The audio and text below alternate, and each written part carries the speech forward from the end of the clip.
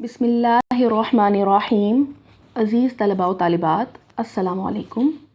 میں آپ سب کو یونیورسٹی آف ایجوکیشن کے آن لائن تدریسی سلسلے میں خوش آمدید کہتی ہوں۔ کرونا وائرس کے باعث ہم نے یہ برقی سلسلہ 20 اپریل 2020 کو یونیورسٹی انتظامیہ کی ہدایت پر جاری کیا تھا، جس کی بدولت ہم ہر ہفتے ویڈیو لیکچرز کو ریکارڈ کر کے آپ کی خدمت میں پیش کرتے ہیں، اور یوں تعلیم و تعلم کے اس خوبصورت عمل کو جاری رکھنے کی بھرپور کوشش کی جا رہی ہے، جس میں الحمدللہ ہم بہت حد تک کامیاب بھی ہیں۔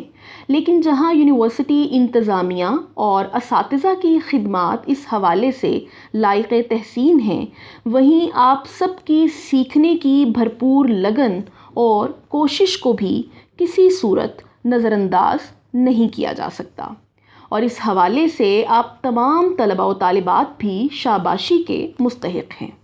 تو عزیز طلباء و طالبات، آج کا لیکچر ایم اے اردو سال دوم کے اختیاری مضمون اردو قواعد و انشاء کا 14واں لیکچر ہے، جس میں ہم اسم نکرہ کی تیسری قسم یعنی اسم استفہام پر تفصیلی روشنی ڈالیں گے۔ اس سلسلے میں آپ پیش کردہ خاکے میں ملاحظہ کر سکتے ہیں کہ ہم نے اسم نکرہ کی اقسام کو 10 ذیلی اقسام میں پیش کیا ہے، یعنی اسم ذات، اسم کنایہ، اسم استفہام، اسم صفت، اسم مصدر، اسم حاصل مصدر، اسم فاعل، اسم مفعول، اسم معاوضہ اور اسم حالیہ۔ ہمارا گزشتہ لیکچر اسم نکرہ کی دوسری قسم اسم کنایہ کے جائزے پر مشتمل تھا، جس کے اختتام پر ہم نے اسم کنایہ سے متعلق سرگرمیاں بھی پیش کی تھیں، تاکہ آپ بہتر انداز سے اسم نکرہ کی اس قسم کو بھی ذہن نشین کر سکیں۔ ہمارا آج کا لیکچر اسم نکرہ ہی کی تیسری قسم اسم استفہام کے جائزے پر مشتمل ہے، تو چلیے اس پر روشنی ڈالتے ہیں۔ عزیز طلباء و طالبات، آپ کو یاد ہوگا کہ ہم نے استفہام کو ضمیر کی ذیل میں بھی دیکھا تھا، یعنی ضمیر استفہامیہ کی صورت میں استفہام کے بارے میں جانا تھا، اور اس سلسلے میں کتب قواعد کی بو قلمونی کا بھی ذکر کیا تھا کہ بہت سے قواعد نویس اگر استفہام کو اسم نکرہ کی قسم کے طور پر پیش کرتے ہیں تو کچھ کے ہاں اس کا بیان ضمیر کی ذیل میں بھی ہوتا ہے، اور بعض انہیں ہم معنی بھی قرار دیتے ہیں، جبکہ کچھ کے ہاں اسے اسم ضمیر اور اسم نکرہ دونوں کی ذیل میں پیش کر دیا جاتا ہے۔ لہٰذا ہم بھی انہی کا اتباع کرتے ہوئے آج اسم نکرہ کی قسم کے طور پر اسم استفہام کا مطالعہ کریں گے۔ اگرچہ ہم اس ضمیر کی ذیل میں بھی اس پر کچھ گفتگو کر چکے ہیں، تاہم مجھے امید ہے کہ آج جب آپ اسم نکرہ کی قسم کے طور پر اسم استفہام کے بارے میں جانیں گے تو آپ کی فہم کے نئے گوشے واہ ہوں گے۔ تو جناب، اس تمہیدی گفتگو کے بعد اب اسم نکرہ کی تیسری قسم اسم استفہام پر روشنی ڈالتے ہیں۔ اور جیسا کہ آپ جانتے ہیں کہ استفہام کے معنی استفسار یا سوال کرنا یا پوچھنا یا دریافت کرنا کے ہیں، لہٰذا اپنے معنی کی مناسبت سے اسماء استفہام کو وہیں برتا جاتا ہے جہاں کوئی سوال کرنا مقصود ہو۔ گویا وہ اسم جو کسی سے کوئی چیز یا بات پوچھنے کے موقع پر بولے جائیں، اسم استفہام کہلاتے ہیں۔ مثلاً بہت سے اسماء استفہام ہیں ہمارے پاس، جیسے کون، کون، کتنا، کس، کب، کتنی، کتنے، کیا، کیسا، کون سی، کیوں، کدھر، کہاں، کب وغیرہ۔ یہ کچھ اسماء استفہام ہیں۔ اس کے علاوہ بھی بہت سے اسماء استفہام کو بڑھتا جاتا ہے استفہامیہ صورتحال کو پیدا کرنے کے لیے۔ غرض وہ اسم یا کلمے جو پوچھنے کے موقع پر بولے جائیں اسماء استفہام کہلاتے ہیں۔ اسم استفہام کو سمجھنے کے لیے پیش کردہ مثالیں ملاحظہ ہوں۔ یہ کون ہے؟ کیا کہتے ہو؟ کس کو دیکھتے ہو؟ تم کب جاؤ گے؟ اب آپ نے دیکھا کہ ان جملوں میں کون، کیا، کس اور کب ایسے اسم ہیں جو کچھ پوچھنے کے موقع پر بولے گئے ہیں، اسی لیے یہ یہاں پر اسماء استفہام کہلائیں گے۔ کیونکہ استفہام کے معنی ہی پوچھنے کے ہیں اس لیے ان کا نام بھی اس میں استفہام ہو گیا۔ مزید مثالیں دیکھیے، اس سے مزید آپ کی وضاحت ہوگی کہ وہ کون لڑکا ہے، میز پر کیا رکھا ہے، اس باغ کی لمبائی کتنی ہے، یہ چاقو کس کا ہے، کون آیا ہے، یہ قلم کس کا ہے، تمہارا گھر کتنا بڑا ہے، اس اسکول میں کتنی استانیاں ہیں، تم کس کے بھائی ہو، تم کیا چاہتے ہو، آج کل لاہور کا موسم کیسا ہے، تم کب آؤ گے، خالد کہاں گیا ہے، وغیرہ وغیرہ۔ ان تمام جملوں میں تمام خط کشیدہ الفاظ اسماء استفہام ہیں۔ آپ دیکھ سکتے ہیں کون، کیا، کتنی، کس کا، کتنا، کس کے، کیسا، کب، کہاں، یہ تمام اسماء استفہام کو میں نے خط کشید کیا ہوا ہے۔ تو یہاں ان اسماء استفہام کی مدد سے ہم سوال کر رہے ہیں، تو جہاں پر بھی سوالی انداز پایا جائے گا تو وہاں پر ہم اسی طرح کے اسماء استفہام کو برتیں گے۔ تو عزیز طلباء و طالبات، اس میں استفہام کے استعمال کے سلسلے میں یہ بات بھی یاد رہے کہ جس جملے میں اس میں استفہام آئے اس کے آخر میں سوالیہ نشان یا علامت استفہام ضرور ڈال دیتے ہیں۔ جیسے آپ نے دیکھا کہ جو پیچھے میں نے جملے لکھے ہیں ان تمام میں آپ دیکھ سکتے ہیں کہ علامت استفہام یعنی سوالیہ نشان لگا ہوا ہے، یعنی اس کو برتا گیا ہے۔ تو سوالیہ نشان لازمی آتا ہے آخر میں جہاں پر ہم استفہام یا سوال کرتے ہیں۔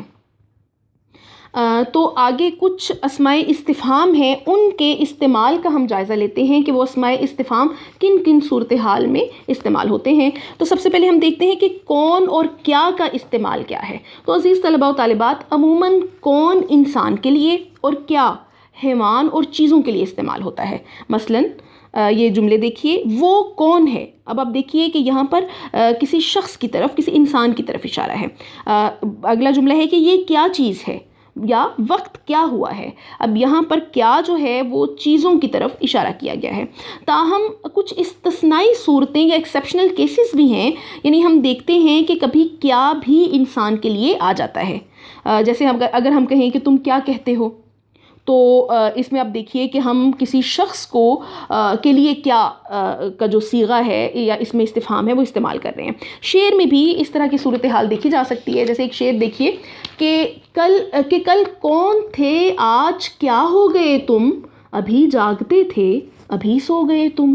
تو یہاں پر کیا ہو گئے تم، آپ دیکھیے کہ انسان کے لیے کیا اس میں استفہام برتا گیا ہے۔ اسی طرح غالب کا شعر ہے کہ سب کہاں کچھ لالا و گل میں نمایاں ہو گئیں، خاک میں کیا صورتیں ہوں گی کہ پنہاں ہو گئیں۔ تو یہاں پر بھی کیا جو ہے وہ انسانوں کے لیے برتا گیا ہے۔ تو آپ دیکھیے کہ بعض اوقات استثنائی صورتیں بھی نظر آ جاتی ہیں آپ کو استفہام یا اسماء استفہام کے استعمال میں۔ جی، تو آگے ہم دیکھتے ہیں کہ کون سا جو اس میں استفہام ہے اس کا استعمال کس طرح سے کیا جاتا ہے۔ کون سا عموماً سب کے لیے آتا ہے، یعنی انسانوں، حیوانوں اور چیزوں کے لیے ہم کون سا اس میں استفہام برت سکتے ہیں یا استعمال کر سکتے ہیں۔ مثلاً کچھ جملے ہیں کہ کون سا فاضل ہے جس نے یہ مضمون لکھا ہے۔ یہاں پر آپ دیکھ سکتے ہیں کہ کون سا کسی شخص کے لیے آیا ہے۔ اگلا جملہ ہے کہ ان فکروں میں کون سا ٹھیک ہے، اب یہ کسی چیز کے لیے ہے۔ کون سا قلم چاہیے، کون سا لڑکا تمہارا بھائی ہے، کون سی بلی کالی ہے۔ تو اب دیکھیے کہ انسانوں، حیوانوں اور چیزوں تمام کے لیے ہم نے کون سا کا صیغہ استعمال کیا ہے۔ اس کے بعد ہم دیکھتے ہیں کہ کون اور کون سا میں کیا فرق ہے۔ تو عزیز طلباء و طالبات، کون اور کون سا میں بنیادی فرق یہ ہے کہ کون سا اس وقت استعمال ہوتا ہے جب سوال پوچھنے کے ساتھ ساتھ کئی چیزوں میں سے کسی ایک کا انتخاب بھی مقصود ہو۔ اب دیکھیے کہ جب ہم کون کہتے ہیں تو اس سے تو سیدھا سیدھا ہم سوال پوچھ رہے ہوتے ہیں کہ کون آیا ہے، کون ہے، تو سوال کر رہے ہیں ہم۔ لیکن جب ہم کون سا کہتے ہیں تو اس میں سوال کے ساتھ ساتھ ایک اور چیز جس کا اضافہ ہو جاتا ہے وہ انتخاب کا ہو جاتا ہے، یعنی ہم چوز کر رہے ہوتے ہیں کہ کون سی چیز تمہیں درکار ہے۔ تو اب یہاں پر کچھ جملے بھی اس مقصد کے لیے پیش کیے گئے ہیں۔ دیکھیے کہ ان میں سے کون سا چاہیے، کون سا رنگ زیادہ اچھا ہے، میں کون سا جوتا خریدوں۔ تو آپ نے دیکھا کہ ان فقروں میں سوالات کے علاوہ انتخاب کی خوبی بھی ملتی ہے۔ کتنا کا استعمال یعنی کتنا اس میں استفہام کا استعمال عموماً مقدار اور تعداد کے بیان کے لیے استعمال ہوتا ہے. یعنی جہاں پر ہمیں کسی مقدار کے حوالے سے یا تعداد کے حوالے سے سوال کرنا مقصود ہو تو ہم کتنا کا استعمال کرتے ہیں. جیسے یہ سیب کتنے ہیں، یہاں پر آپ دیکھیے کہ تعداد پوچھی جا رہی ہے نا، کتنے ہیں، 10 ہیں، 20 ہیں، 30 ہیں، 40 ہیں، درجن ہیں. تو آٹا کتنے کلو ہے. اب یہاں پر آپ دیکھیے کہ مقدار پوچھی جا رہی ہے، یعنی کتنے سیر ہے، 1 سیر ہے، 2 سیر ہے، 3 سیر ہے. تو کوئی بھی مقدار جو ہے اس کے بارے میں جاننے کے لیے سوال کیا جا رہا ہے. اس کے بعد دیکھیے کہ کتنے لوگ مجمع میں شریک تھے، یہاں پر بھی تعداد پوچھی جا رہی ہے. اور ایک اور جملہ دیکھیے کہ دستیاب اعداد و شمار کے مطابق کرونا وائرس سے اب تک کتنی ہلاکتیں ہو چکی ہیں. جگ میں کتنا پانی ہے، کتنے سیر چاول درکار ہیں. تو اب آپ دیکھ سکتے ہیں کہ مقدار اور تعداد کے بارے میں جب ہمیں استفہام کرنا ہو یا پوچھنا ہو تو ہم کتنا کا عموماً استعمال کرتے ہیں. اس کے بعد ہم دیکھتے ہیں کہ کیسا کا استعمال کہاں پر کیا جاتا ہے. تو کیسا بھی آپ جانتے ہیں کہ اس میں استفہام ہے اور عموماً یہ صفت کے لیے استعمال ہوتا ہے. یعنی جب کوئی خوبی پیش کرنا مقصود ہو تو ہم کیسا اس میں استفہام کو برتتے ہیں. جیسے کیسا خوبصورت نظارہ ہے، یا ہم اگر کہیں کہ یہ عمارت کیسی عمدہ بنی ہوئی ہے. بعض اوقات ہم صفت کے لیے کیا بھی کہہ سکتے ہیں کہ کیا زبردست منظر ہے یا کیا خوبصورت منظر ہے. تو کیا کا صیغہ بھی استعمال ہو جاتا ہے، لیکن عموماً ہم صفت کی غرض سے کیسا اس میں استفہام کو استعمال کرتے ہیں. اس کے بعد ہم دیکھتے ہیں کہ کب، کہاں اور کدھر کا استعمال کہاں کہاں کیا جا سکتا ہے. تو کب کا استعمال عموماً ظرف زمان کے لیے، جبکہ کہاں اور کدھر کا استعمال ظرف مکان کے لیے کیا جاتا ہے. مثلا یہ جملے دیکھیے کہ وہ کب فوت ہوا. اب آپ دیکھیے کہ کسی کی وفات کے بارے میں پوچھا جا رہا ہے، یعنی اس کا زمانہ پوچھا جا رہا ہے. تو یہاں پر دیکھیے کہ یہ ظرف زمان کے لیے استعمال ہوا ہے. اسی طرح اگر ہم کہیں کہ اورنگزیب کب بادشاہ بنا، تو اس میں بھی آپ دیکھیے کہ ظرف زمان کے لیے ہم نے کب کا استعمال کیا ہے، یعنی کسی خاص زمانے کے بارے میں پوچھا جا رہا ہے. لیکن اگر ہم کہیں کہ تمہارا اسکول کدھر ہے، یا اگر ہم کہیں کہ استری کہاں رکھی ہے، تو ہم دیکھتے ہیں کہ یہاں پر کہاں اور کدھر جو ہے یہ ظرف مکان کے لیے بولا جا رہا ہے، یعنی کسی خاص جگہ کے بارے میں استفسار کیا جا رہا ہے، سوال کیا جا رہا ہے. تاہم عزیز طلباء و طالبات، یہ تو کچھ اسمائے استفہام کے استعمال کی عمومی صورتیں تھیں.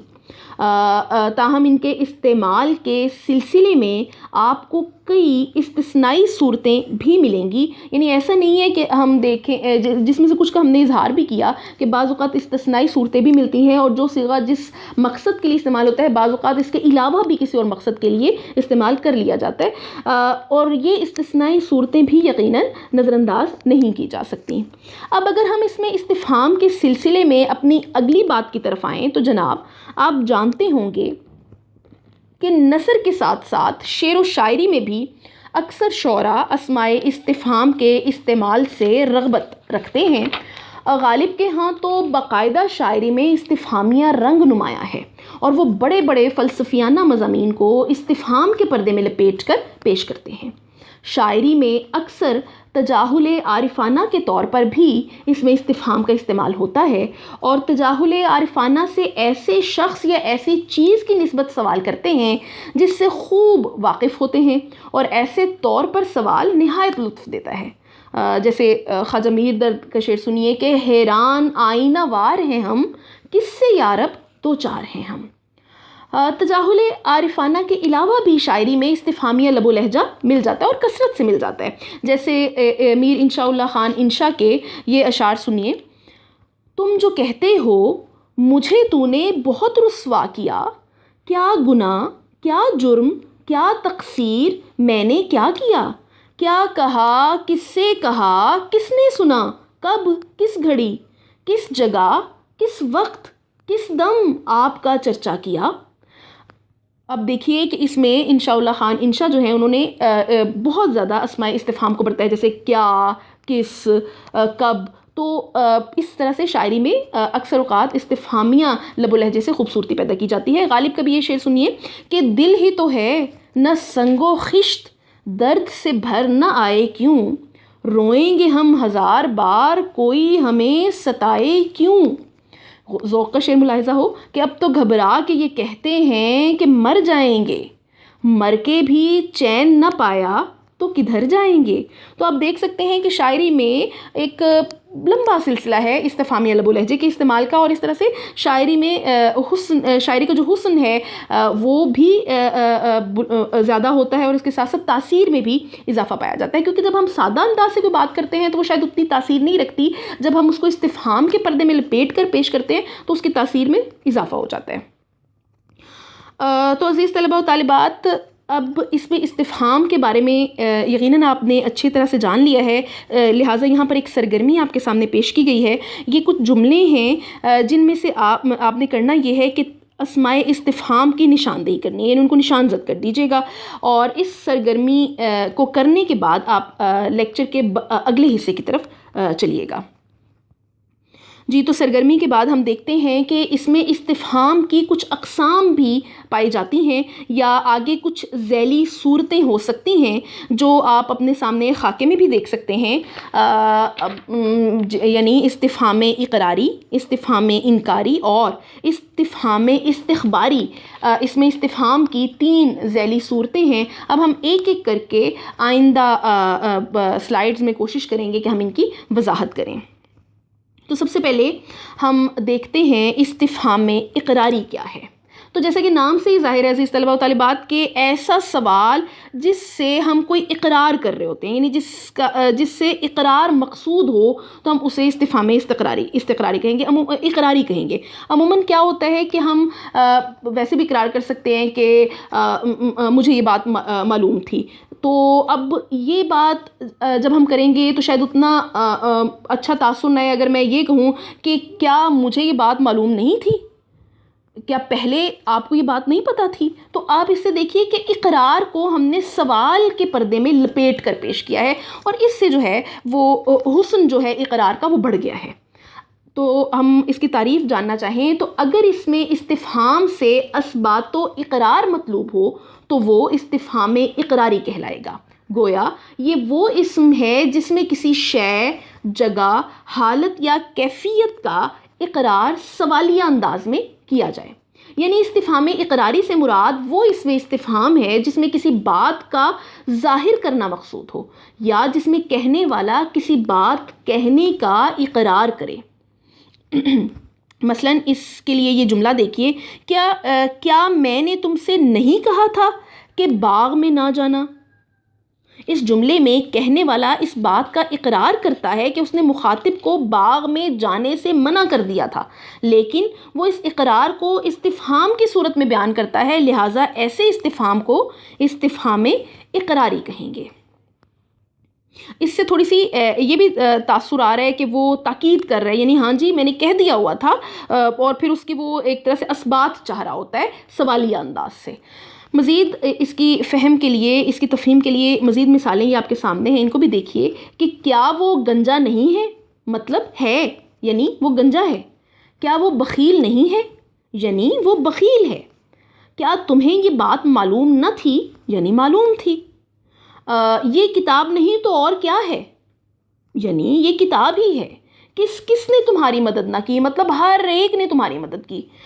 یا اگر کہیں کہ میں نے تمہیں کہاں نہ تلاش کیا، مطلب میں نے تمہیں ہر جگہ تلاش کیا۔ تو آپ دیکھیے کہ ان تمام جملوں میں استفہام میں اقرار چھپا ہوا ہے، اور اقرار موجود ہے، اسی لیے ہم نے ان کو استفہام اقراری کہا ہے۔ امید ہے کہ استفہام اقراری کی سمجھ آپ کو آ گئی ہوگی، لہٰذا اب ہم اس میں استفہام کی دوسری قسم یعنی استفہام انکاری کی طرف چلتے ہیں۔ یہ بالکل استفہام اقراری سے برعکس ہے، یعنی اس میں جیسا کہ نام سے ظاہر ہے کہ جب ہم سوالیہ انداز سے کسی بات کا انکار کرتے ہیں تو وہ استفہام انکاری کی ذیل میں آئے گا۔ یعنی ایسا اسم جو کسی بات سے انکار کو بطور استفہام ادا کرے، استفہام انکاری کہلاتا ہے۔ یہ وہ اسم ہے جس سے کسی چیز، مطلب یا فعل یا کیفیت کا انکار سوالیہ انداز میں کیا جائے۔ گویا استفہام انکاری سے مراد ہے کہ جس میں کسی بات کی انکاری موجود ہو یا انکار کیا جا رہا ہو یا نفی کی جا رہی ہو، بات سے ڈینائی کیا جا رہا ہو، یا وہ استفہام جس میں کہنے والا کسی بات کے کہنے سے انکار کرے استفہام انکاری کہلائے گا۔ مثلاً یہ جملہ دیکھیے آپ کے سامنے ہے کہ میں نے تم سے کب کہا تھا کہ امتحان میں شامل نہ ہونا۔ اس جملے میں کہنے والا جو بات کہہ چکا ہے اس کے کہنے سے اب وہ انکار کرنا چاہتا ہے، اس واسطے اس نے اس مطلب کو پوچھنے کے طور پر بیان کیا ہے، یعنی وہ یہ کہنا چاہتا ہے کہ میں نے تم سے امتحان میں شامل نہ ہونے کا نہیں کہا تھا، کبھی نہیں کہا تھا۔ تو ایسے استفہام کو جس میں بات کہنے والا کسی بات کے کہنے سے انکار کرے استفہام انکاری کہلاتا ہے۔ لہٰذا یہ جملہ بھی استفہام انکاری ہے۔ اس کی تفہیم کے لیے مزید مثالیں آپ کے سامنے ہیں کہ وہ بھلا کیا جائے گا، یعنی وہ نہیں جائے گا۔ کیا آپ کی کتاب میں نے چرائی تھی، یعنی میں نے نہیں چرائی تھی۔ کیا میں نے کب کہا تھا کہ وہ جھوٹا ہے، یعنی میں نے نہیں کہا تھا۔ غریب آدمی کو کون پوچھتا ہے، یعنی غریب آدمی کو کوئی نہیں پوچھتا۔ تو ان تمام جملوں میں آپ دیکھیے کہ ایک طرح سے انکار چھپا ہوا ہے سوال میں، تو اسی لیے ہم ان تمام کو استفہام انکاری کہیں گے۔ تو عزیز طلباء و طالبات، اب ہم اس میں استفہام کی آخری اور تیسری صورت یعنی استفہام استخباری کی طرف چلتے ہیں اور اسے جاننے کی صحیح کرتے ہیں۔ تو استفہام استخباری جیسا کہ نام سے ظاہر ہو رہا ہے کہ اس سے ہم اس سوال کے ذریعے ہم کوئی خبر حاصل کرتے ہیں، یعنی کوئی بات پوچھتے ہیں، کوئی بھی خبر اگر ہم جاننا چاہیں۔ کتنے دن میں ہم ڈھیروں سوالات کرتے ہیں، بچہ تو بہت ہی زیادہ سوالات، آپ دیکھیں جب بچہ پروان چڑھتا ہے تو وہ بہت سے سوالات آپ سے کرتا ہے۔ تو یہ سارے سوالات جو خبر کے لیے ہوں، یعنی کچھ جاننے کے لیے ہوں، وہ تمام کے تمام سوالات جو ہے وہ استفہام استخباری کے ذیل میں آئیں گے۔ تو اگر جملے میں کوئی خبر حاصل کرنے کے لیے اس میں استفہام استعمال ہو تو وہ استفہام استخباری کہلائے گا۔ گویا یہ وہ اسم ہے جو کوئی بات دریافت کرنے کے معنی دے، اور اس سے مراد وہ استفہام ہے جس میں کسی بات کی خبر معلوم کرنا مقصود ہو۔ اس استفہام سے صرف خبر کا پوچھنا ہی مقصود ہوتا ہے۔ وضاحت کے لیے یہ دو جملے آپ کے سامنے ہیں، وہ آپ دیکھیے کہ تمہارا مزاج کیسا ہے۔ اب ہم پوچھنا چاہ رہے ہیں، ہم ایک سوال کیے ہم نے، اب یقیناً اس کا جواب اچھا ہے برا ہے کچھ اس طرح کر کے دیں گے، تو یعنی ہم کوئی خبر پوچھنا چاہ رہے ہیں، کوئی بات جاننا چاہ رہے ہیں، کچھ دریافت کرنا چاہ رہے ہیں۔ اسی طرح اگر ہم کہیں کہ تمہارا بھائی کہاں ہے، تو یہ بھی آپ دیکھیے کہ خبر کے لیے ہے۔ تو ان جملوں میں صرف خبر کا پوچھنا مقصود ہے۔ خبر پوچھنے کو استخبار کہتے ہیں، یعنی اس کے معنی ہی خبر طلب کرنا ہے۔ لہٰذا ایسا اس میں استفہام جو کوئی بات دریافت کرنے کے معنی دے استفہام استخباری کہلاتا ہے۔ اس کی مزید وضاحت کے لیے کچھ مثالیں آپ کے سامنے ہیں کہ تمہارے ہاتھ میں کیا ہے، وہ کون شخص ہے، احمد نے کب کھانا کھایا تھا، کون آیا ہے، آپ نے کیا کہا ہے، آج کیا تاریخ ہے، تم کہاں جا رہے ہو، جگ میں کیا ہے،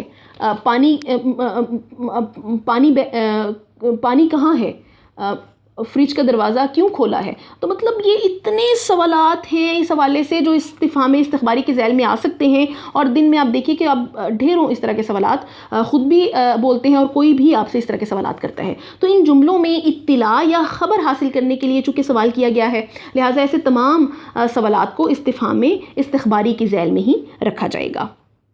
تو عزیز طلباء و طالبات، امید ہے کہ آپ کو اس میں استفہام کے ساتھ ساتھ اس کی تینوں صورتوں یا قسموں کی بھی تفہیم ہوگی، یعنی استفہام اقراری، استفہام انکاری اور استفہام استخباری کے بارے میں بھی آپ بخوبی جان گئے ہوں گے۔ لہٰذا اب آخر میں یہ سرگرمی آپ کے سامنے ہے جس میں مختلف استفہامیہ جملے دیے گئے ہیں، اور ان جملوں میں اس میں استفہام کی تمام قسمیں شامل ہیں۔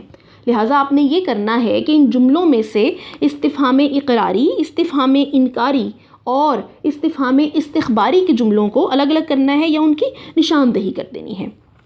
یقیناً یہ آپ کے لیے مشکل کام نہیں ہوگا. اور اس کے ساتھ ہی ہمارا آج کا لیکچر اختتام پذیر ہوتا ہے، جس میں ہم نے اس میں نکرہ کی تیسری قسم یعنی اس میں استفہام پر تفصیلی روشنی ڈالی.